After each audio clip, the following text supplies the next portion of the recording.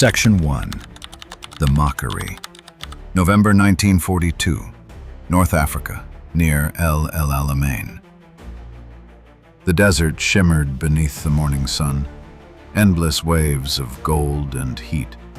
In the distance, columns of black smoke twisted into the sky, the aftermath of yet another tank battle.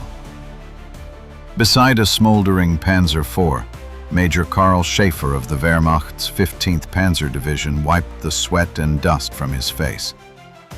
He looked through his binoculars toward the Allied lines and laughed. "Amerikanische Spielzeuge," he muttered. "American toys."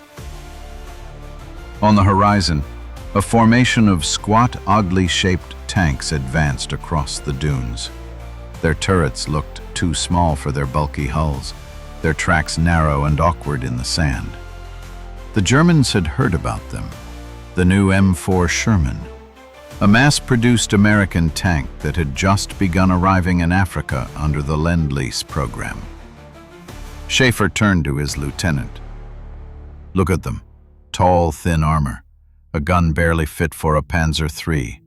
They'll burn before they reach our lines." The German engineers who had studied captured models agreed. Compared to the precision-built Tigers and Panthers of the Reich, the Sherman was crude. Its armor was welded, not machined. Its 75mm gun couldn't penetrate the frontal armor of a Tiger at more than 500 meters. In Berlin, designers scoffed at American simplicity. Quantity over quality, they said. It was the opposite of German philosophy. But they hadn't yet understood America's secret. When the battle began, the Shermans charged in formation, not alone, not in duels, but in waves. Dust clouds swallowed the desert as dozens of M4s advanced shoulder to shoulder, their engines roaring in unison. Behind them, lines of trucks delivered ammunition, fuel, and spare parts. For every tank destroyed, another rolled off the ship at Alexandria. Schaefer's gunner fired. A Sherman burst into flames, its crew leaping out, running for cover. But two more appeared over the ridge, then 4, then 10. It wasn't elegance, it was inevitability. By the time the sun set, the field was littered with burning wrecks, German and American alike. Yet for every Panzer knocked out, 3 more Shermans had arrived. When the Germans retreated, Schaefer turned one last time to look at the battlefield. In the orange dusk, the silhouettes of Sherman tanks moved through the smoke like ghosts. He spat into the sand. "They are clumsy," he muttered, "but they never stop coming." He didn't yet know it, but that persistence, that machine-like relentlessness, was the beginning of the end. What began as mockery in the African desert would become terror in the forests of France. And soon, even the mighty Tigers would tremble beneath the treads of the American war machine. Section 2. Forged in Factories. America's Arsenal Awakens. January 1943. Detroit, Michigan. The winter wind howled outside the walls of the Detroit tank arsenal, but inside the vast concrete cathedral of industry, it was a different kind of storm, one made of steel, fire, and motion. Sparks flew from welders' torches. Hydraulic presses thundered. The scent of oil, rubber, and molten metal filled the air. Rows of unfinished M4 Sherman tanks stretched across the assembly line like metallic giants being born. Workers, men and women, moved with clockwork precision. They weren't soldiers, but every rivet they drove, every plate they welded, was a weapon aimed across an ocean. At the center of the floor stood William Knudsen, the automotive genius who once built Chevrolets, now building war machines. A reporter shouted above the noise. "How many can you make, Mr. Knudsen?" He smiled. "As many as the Army needs, then double it." That was the difference. While Germany built perfection, America built abundance. The Reich's Tigers were mechanical masterpieces. but each took over 300,000 man-hours to complete. A Sherman? Just 10,000. At Ford's massive River Rouge plant, one tank rolled off the line every 55 minutes. It was the triumph of industry over artistry, and it would overwhelm the enemy before they even realized what was happening. Back in Europe, German intelligence intercepted reports of American production. One engineer in the Waffenamt weapons office sneered, "They think they can win wars with machines built like refrigerators." But by 1943, the refrigerator factories of America were exactly what the Allies needed: precise, tireless, and endless. While Tigers suffered from cracked transmissions and fuel shortages, Shermans kept rolling. Their modular parts could be swapped in the field. Their engines, Continental, Ford, or Chrysler, ran on the same gasoline used by Jeeps and trucks. When one tank broke down, its parts became the lifeline of another. The American soldier didn't fight alone. He fought backed by a factory, a railway, and a nation that refused to stop producing. In the cold of Detroit, a young woman named Evelyn Carter watched as the last Sherman of the day rolled off the line. She wiped her hands, streaked with grease, and turned to her foreman. "Do you think it'll make a difference?" He looked out at the tank disappearing into the snow through the loading bay doors. "Yeah," he said. "That one might be in France by summer." He was right, because across the Atlantic the tide was rising, and soon the Germans would face not just a tank, but an army of them. The factories of America were no longer just building weapons. They were building inevitability. Section 3. Steel versus Pride. The Tigers enter the battlefield. July 1943, Kursk, Soviet Union. The earth trembled under the weight of armor. Over 6,000 tanks faced each other across the rolling plains of Kursk, the largest armored clash in human history. The German Tigers, freshly deployed and gleaming with black crosses, advanced like fortresses on tracks. Their crews were confident, almost arrogant. Each Tiger carried an 88mm cannon, a weapon so precise it could pierce a Sherman's armor from over a mile away. To its crew, it felt invincible. Inside Tiger 231, Oberleutnant Heinrich Kuhlmann smirked as he peered through his gun sight. In the distance, a formation of Soviet-built Shermans supplied through Lend-Lease crested a hill. They looked small, almost toy-like against the massive German tanks. "Range 1,500 meters, his gunner called. Kuhlmann gave the order. "Fire." The 88 roared. A Sherman erupted in flame, its turret thrown aside like paper. Kuhlmann grinned. Just like they said, one shot, one kill. But the smoke didn't clear, it thickened. More Shermans appeared through the haze. 10, 20, 50. They fanned out across the field, supported by infantry, anti-tank guns, and artillery. The Tigers fired again and again, but the Soviet and American tanks kept coming. They were slower, weaker, less elegant, but they were everywhere. When a Tiger was hit, it stayed down. When a Sherman was hit, another took its place. For every German tank that rolled out of a factory back home, America and the Allies built 20. By sunset, the once invincible Tigers were surrounded by burning wreckage. Kuhlmann's crew abandoned their vehicle and fled under artillery fire. As he looked back, the massive Tiger, his fortress, was engulfed in flame. It wasn't supposed to be possible. In the aftermath, German engineers argued among themselves. Some blamed fuel shortages, others mechanical breakdowns, but one officer in the Waffenamt finally said what few dared to admit. "We build for pride. They build for war." The Tiger was a masterpiece, a symbol of German precision and craftsmanship. But it was also fragile, slow, and expensive. It could dominate any single duel, but wars weren't fought in duels anymore.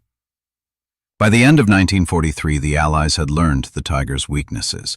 They avoided close fights, called in airstrikes, and swarmed from multiple angles. The Tiger's thick armor didn't matter when it was outnumbered 10-1. Back in Washington, General George S. Patton reviewed reports from North Africa and Russia. He ran his hand over a photograph of a Sherman tank.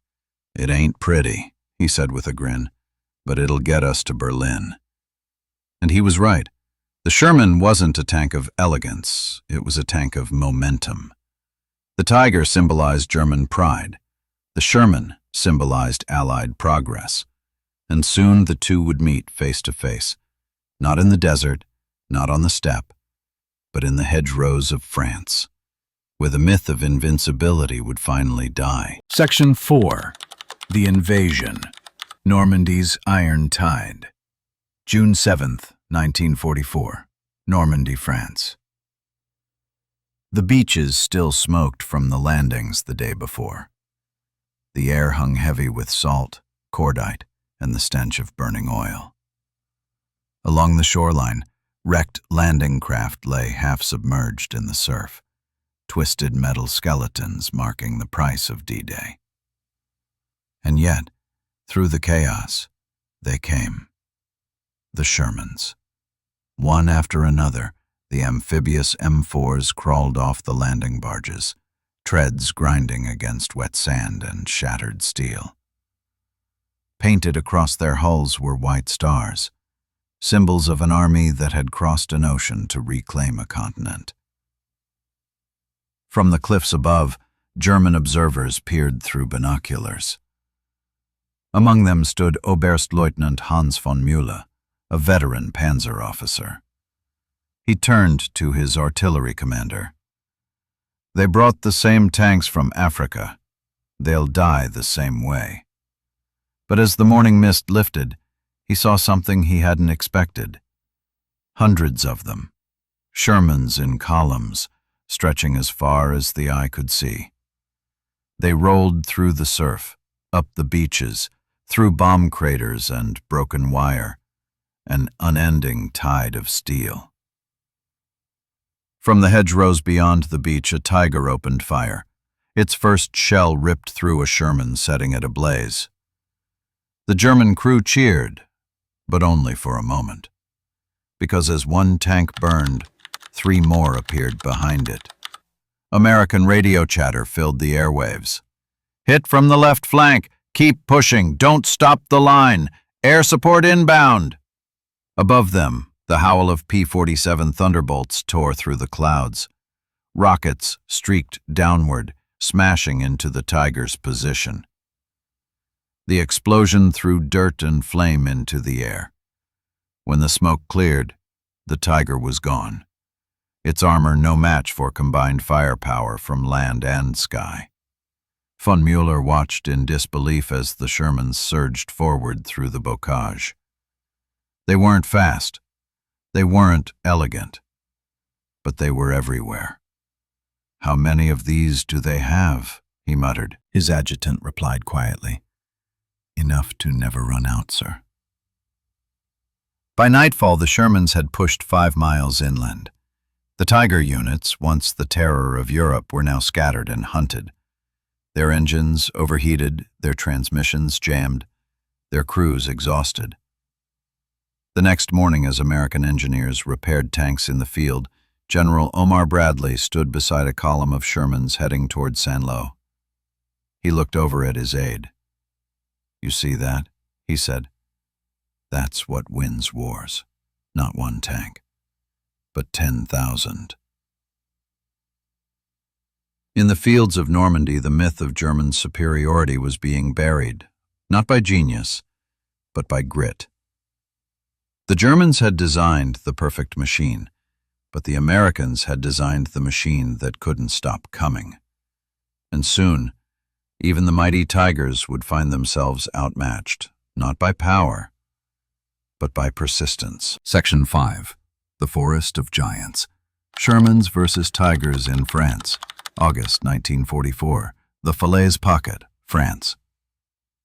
The summer air shimmered with heat and smoke. Along the narrow roads near Chambois, the once proud German Panzer divisions were trapped, their retreat from Normandy cut off by Allied armor. What had begun as a tactical withdrawal had become a slaughter. Columns of destroyed vehicles, half-tracks, trucks, and tanks littered the roadsides like steel tombstones. The stench of oil and death was overwhelming. Buzzards circled above. In a nearby hedgerow, Sergeant James "Red" McConnell of the 2nd Armored Division crouched beside his Sherman Lucky Lady. He adjusted his headset and barked into the radio. "Enemy armor 300 meters, moving along the tree line. Looks like a tiger." The gunner, Private Eddie Hall, froze. "Sir, that's suicide." Red grinned under his helmet. "Only if we miss." The tiger crept forward through the smoke, its massive gun scanning the horizon. The ground trembled beneath its tracks. Inside, Oberfeldwebel Kurt Steiner listened to the radio chatter, fragments of panic and confusion. The Luftwaffe was gone. Artillery support was gone. He and his tank were alone. He spotted movement, a Sherman emerging from behind a burning truck. He aimed, fired. The round smashed into the Sherman's side, tearing it apart. His loader shouted in triumph. But from the left, 3 more Shermans advanced, fanning out. The Tiger's turret turned, slow and deliberate, too slow. The American tanks fired in unison. One shell ricocheted, the second punched through the side armor. Steiner's world went white with flame. As the Tiger exploded, Red McConnell's crew cheered. He didn't. He just muttered, "Took 3 of us to do it." Then over the radio, new orders. "Push east, cut the road to Falaise." By dusk, the German 7th Army was collapsing. The Allies sealed the pocket. Tens of thousands of German soldiers surrendered.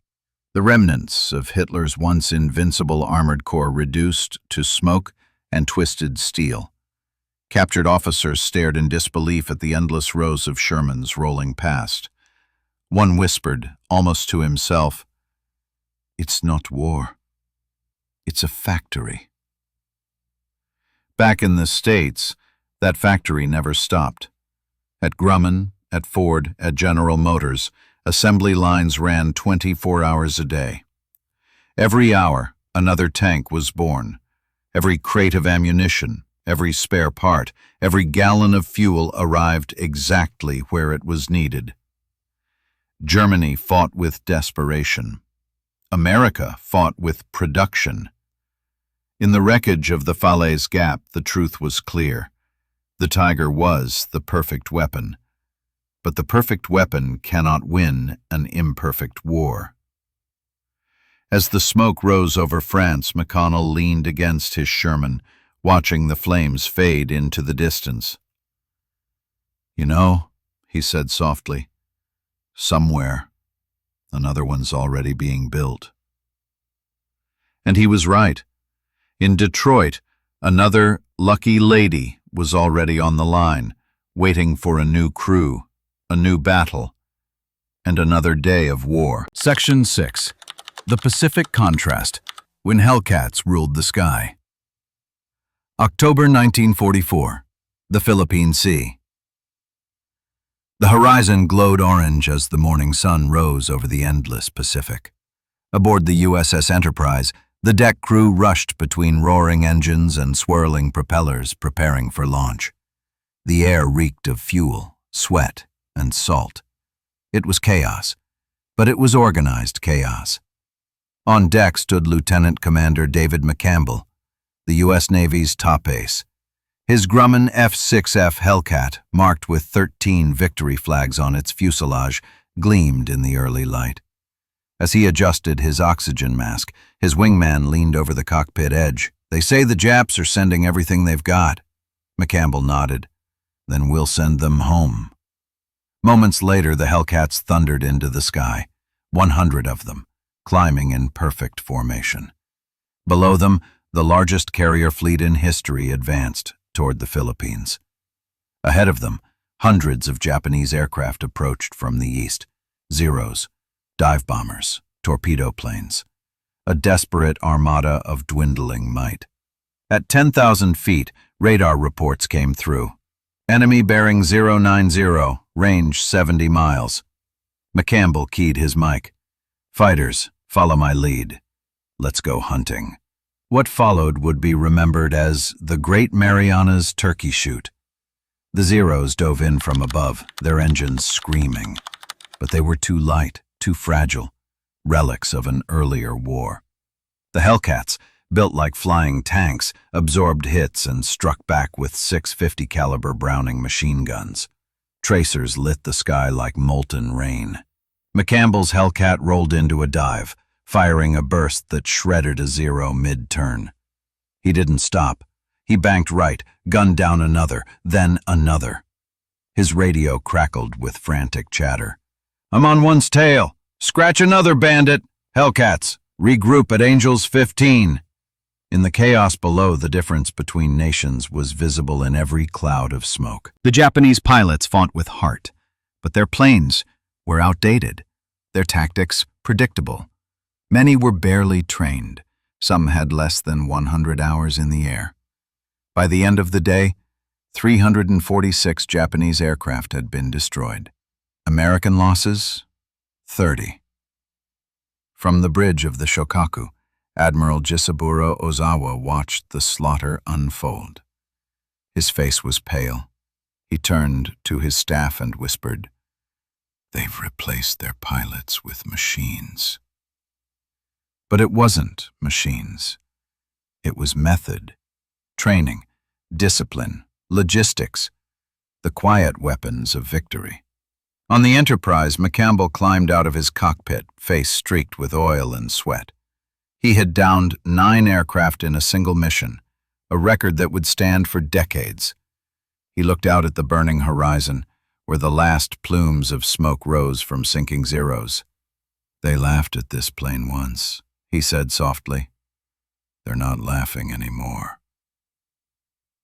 Across the Pacific, the Hellcat had proven what the Sherman had shown in Europe.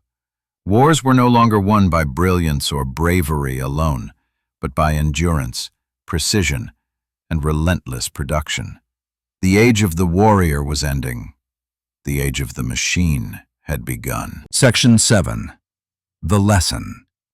When Industry Defeated Ideology. March 1945, Washington, D.C. In a quiet war room deep inside the Pentagon, rows of engineers, analysts, and officers studied maps that stretched across the Pacific. Pins marked the advance of the U.S. Navy, from the Marianas to Iwo Jima, from Iwo Jima toward Okinawa. Each pin was a step closer to Japan's home islands. On the wall, a single line of chalk told the story that strategy alone could not explain. F-6F Hellcat. 5,223 kills, 270 losses. For every one Hellcat destroyed, 19 enemy aircraft had fallen. The numbers were more than statistics. They were proof of a transformation. At the far end of the table sat Admiral Chester W. Nimitz. He ran his finger along the Pacific map, stopping at Okinawa. "Gentlemen," he said, "this isn't just a war of men. It's a war of systems. And our system works." Around the world, the truth was visible. In Europe, Sherman tanks replaced those destroyed faster than Germany could repair its Tigers. In the Pacific, every Hellcat that crashed was replaced before dawn. Where Nazi Germany and Imperial Japan had built weapons of prestige, the United States built weapons of endurance. Factories became the new front lines. In Detroit, the roar of engines replaced the sound of gunfire. In California, women in overalls riveted Hellcat wings by the thousands. In Connecticut, Pratt & Whitney produced so many engines that entire carrier squadrons could be re-equipped in a week. Meanwhile, in Japan, desperation had replaced strategy. The Empire trained boys barely out of school, sending them into battle in aircraft built from wood and desperation. The kamikaze was not born from courage, but from exhaustion. Inside a captured Japanese diary found at Okinawa, one line read, "The Americans fight like a tide. We sink one, and 3 more rise from the sea." That was the legacy of the Hellcat, and of the system that created it. It was not the sharpest sword that won the war, but the one that could never break. In April 1945, as the war neared its end, Grumman's final Hellcat rolled off the assembly line. Workers gathered for a photograph, men and women, young and old, covered in oil and pride. The plant manager raised a cup of coffee and said, "This one's for the last battle." By then, Japan's Air Force was nearly gone. The Zero, once a symbol of imperial dominance, was now a relic, outmatched, outnumbered, outflown. Admiral Nimitz received the report with quiet satisfaction. "The enemy," he said, "built heroes. We built victory." Across the Pacific, the Hellcat had done what no other weapon could. It had replaced fear with inevitability. Section 8. The Sky After the Storm. Legacy of the Hellcat. September 2nd, 1945. Tokyo Bay. The morning air was still. The battleship USS Missouri sat anchored in silence, its decks gleaming under the gray light of surrender. The war was over. Flags hung motionless as representatives of the Japanese Empire stepped forward to sign the instrument of capitulation. Overhead, the rumble of engines filled the sky, not the roar of attack, but of remembrance. Hundreds of American aircraft swept over Tokyo Bay in formation, Corsairs, Avengers, and at the front, a long line of F-6F Hellcats, their wings glinting in the dawn. For 3 years, these planes had ruled the Pacific. Now they flew not for war, but for peace, a final salute to the men who never returned. On the deck of the Enterprise, Commander David McCampbell stood with his helmet under one arm, watching the formation fade into the clouds. Around him, deckhands and young pilots looked up in awe. The sky that once burned with tracer fire was now calm, a quiet stage for the machines that had changed history. Beside him, a crew chief murmured, "Sir, do you think we'll ever build anything like her again?" McCampbell smiled faintly. "Not like her," he said, "because we'll never need to." The Hellcat's legacy was not just victory, it was evolution. It proved that technology, discipline, and logistics could reshape the nature of warfare. It was the weapon that turned the Pacific from a battlefield of islands into a theater of precision and control. Long after the war, when the rusted wrecks of Zeros were dragged from jungles and coral reefs, one truth remained. The F-6F Hellcat had done the impossible. It had destroyed an empire's myth of invincibility. In the years that followed, the Hellcat became a symbol of America's industrial triumph, a machine built not for glory, but for purpose. Many were scrapped, melted down into the steel of a rebuilding world. But in museums and airfields, a few still remained, immaculate, silent, and proud. At air shows decades later, veterans would stand by those blue-painted wings, their faces weathered but their eyes alive. They would run their hands over the rivets and whisper, "She never let us down." The war had demanded everything: courage, ingenuity, and sacrifice. But the Hellcat gave something in return: the assurance that no empire, no ideology, could outlast endurance. As the sun set over Tokyo Bay that September evening, the last Hellcats of the Pacific turned homeward. Their shadows stretched across the water, black wings fading into the gold of victory. And for the first time in years, the sky above the Pacific was truly quiet.